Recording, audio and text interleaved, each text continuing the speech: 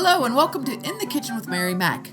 Today's episode, we're going to talk about some really good cakes that you could make for picnics or celebrations or going somewhere or even just for yourself. So, we're going to be referencing back to an episode earlier. It was episode 8 for cakes where we talked about strawberry shortcake and caramel dip. Yes, and I had a cake trick that I did there that I'm going to share again, but you might want to go back and listen to that episode because it was also a good episode, and you'll learn how to make the caramel sauce that you might want to use. So episode 8 was where we talked about the pumped up box cake, and we're going to be using that today. I like to do things that are easy and good, simple and good. One of the tricks that I learned from this trick came from a woman from Germany who had a bakery. And this is what she did when she had specialty cakes ordered that weren't a particular flavor that she had in the shop. She would do this pumped up cake mix, wherein you take a regular cake mix. We used yellow, specifically, a yellow cake mix. And on the instructions of a cake mix, typically it will say, to this mix you add a half a cup of oil, 1 cup of water, and 3 eggs.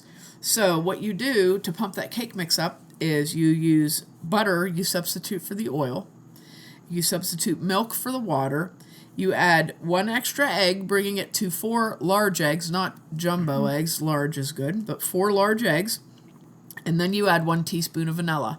And that gives your cake a different texture and a different flavor, and it makes it taste, it's very rich. It makes it very much more rich. It also makes it, sometimes when you make a box cake mix, they're very, very spongy. They don't hold up well on their own out of the pan. They're not like a sturdy kind of a cake, but when you do this to it, it makes it a sturdy cake. It gives us some weight, some texture, and you can do things with it like what we're going to do today. Now, I have a question because I tried the pumped up box cake thing a while back, and it turned out kind of weird. Are you supposed to soften the butter or melt the butter? Soften. Okay.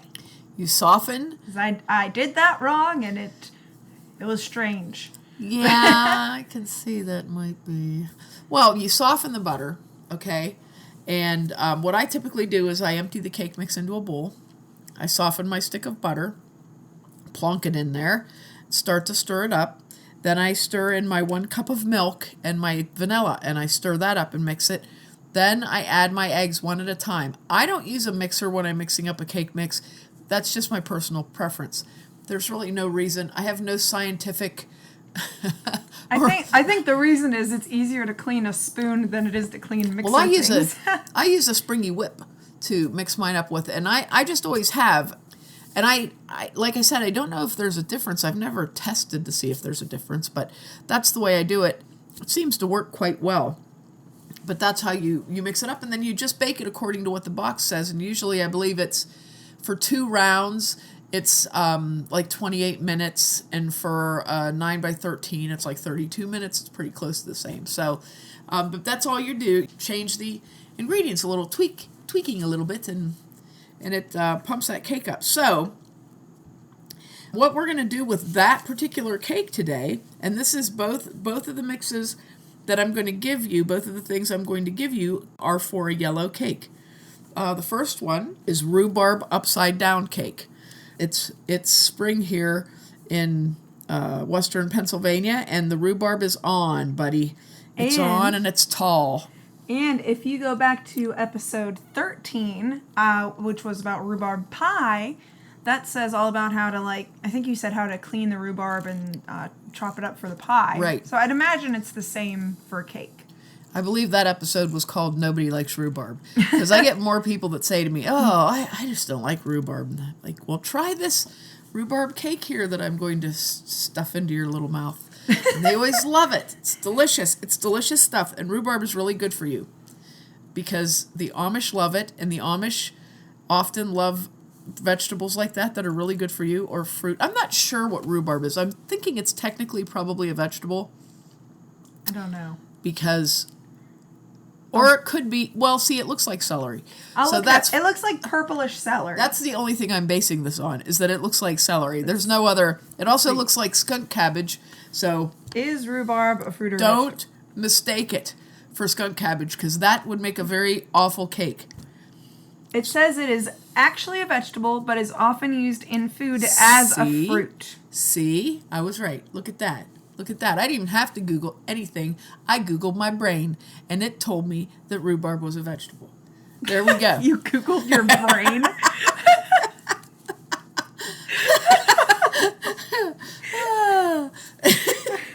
So, to make the rhubarb upside down cake, this makes, it's like a 9 by 13. I have a heart-shaped pan that I always use. I don't know why. I guess that's my rhubarb upside down cake pan now, but this would be enough cake for a 9 by 13. So what you do, you grease your 9 by 13 cake pan, and then you cut a piece of wax paper that'll fit into that pan and press it all down, and then you grease on top of that too, because you want your cake to release from the pan, okay?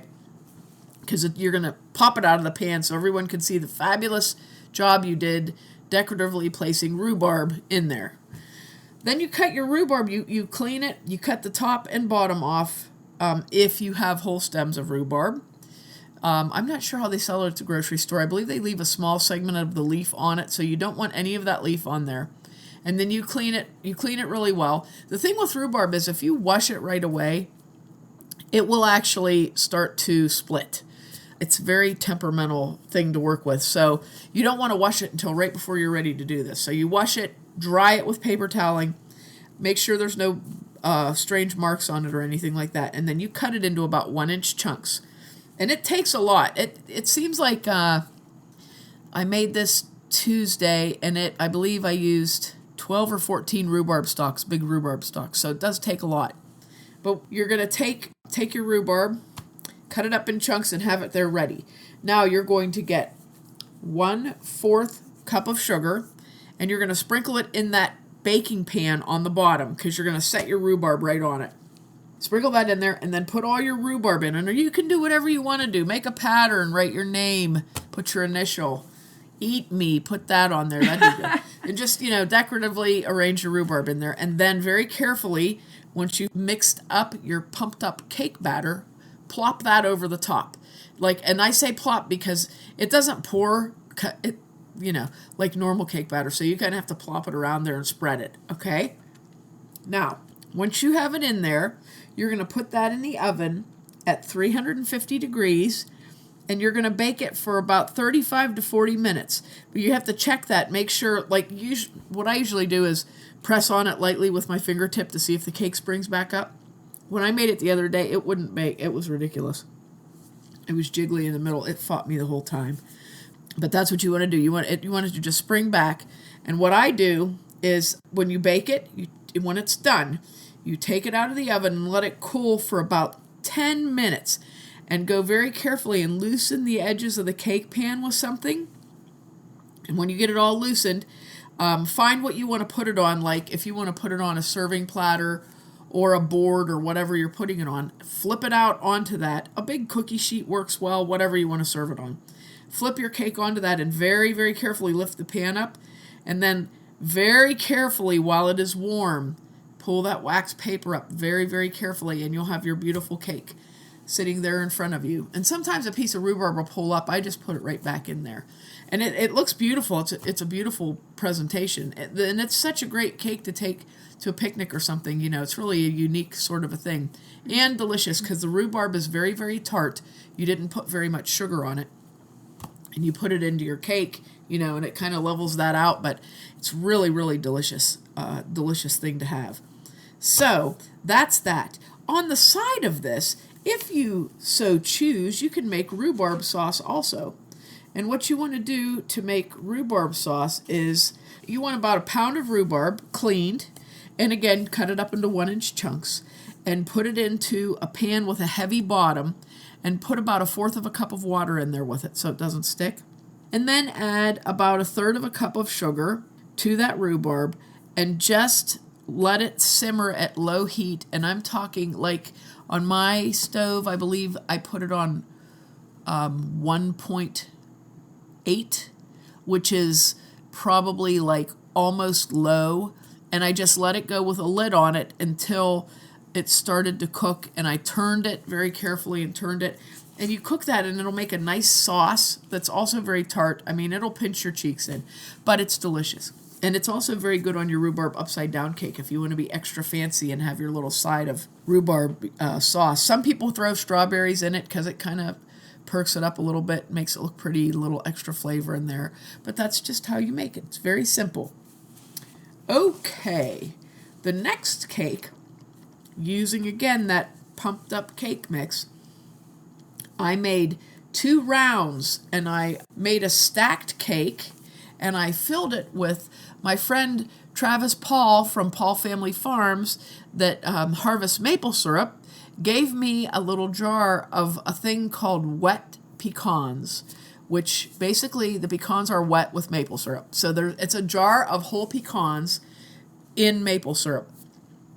It was delicious. So what I did, I made 2 rounds of cake, and then I made this icing, which is my classic go-to icing. Again, I don't use an electric mixer with it. I mix it by hand because I like to be able to judge the consistency of it.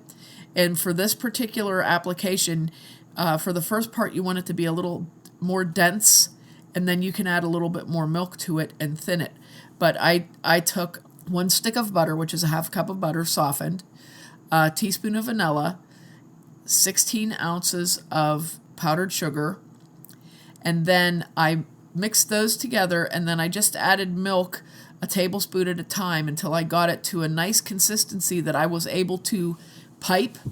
You know, I wanted it to be thick, but I wanted to be able to pipe it. So it was dense enough that it would sit up on a spoon, and not drip off, but not super dense.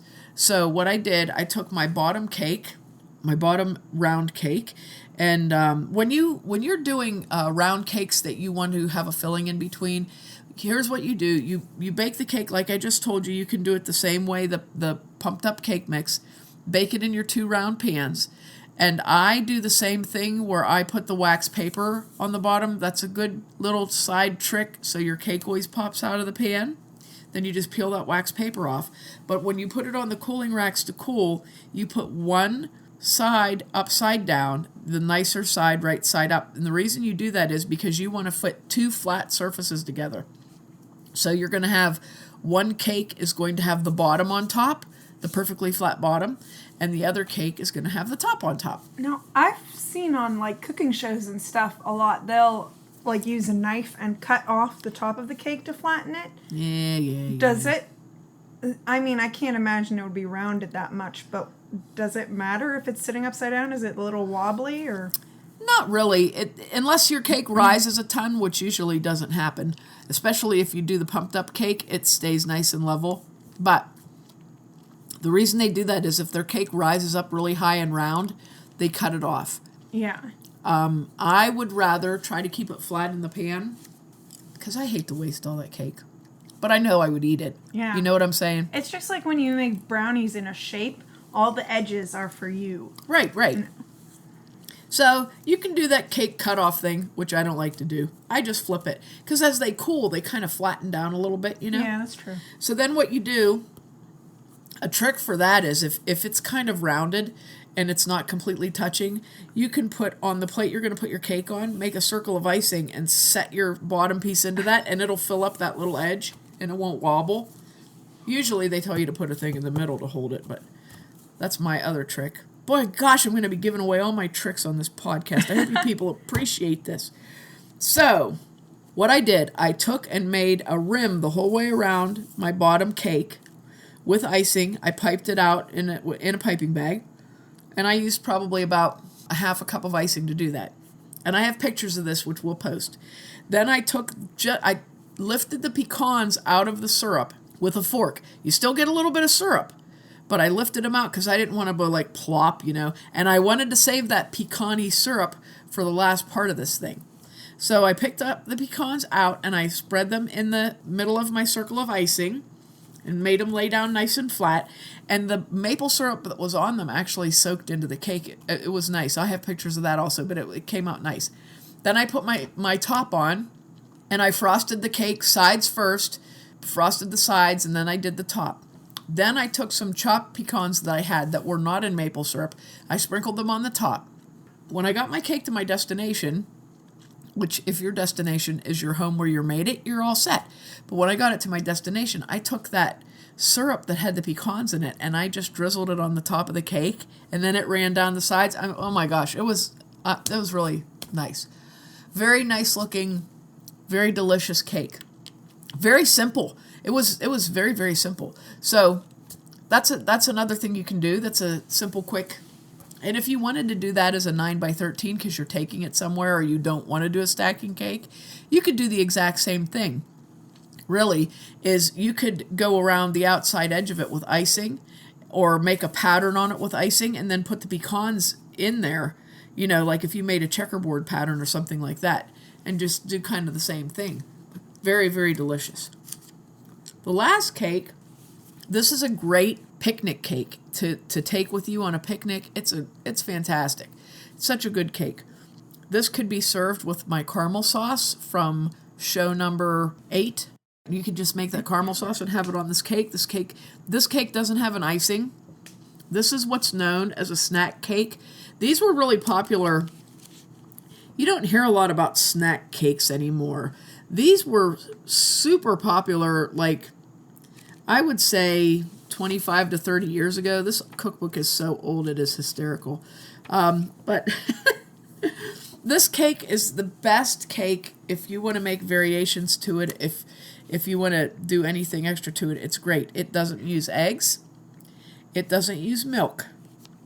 Now, it does have chocolate chips in it, but you don't have to put those chocolate chips in. If you left them out, there would be literally no dairy in this thing.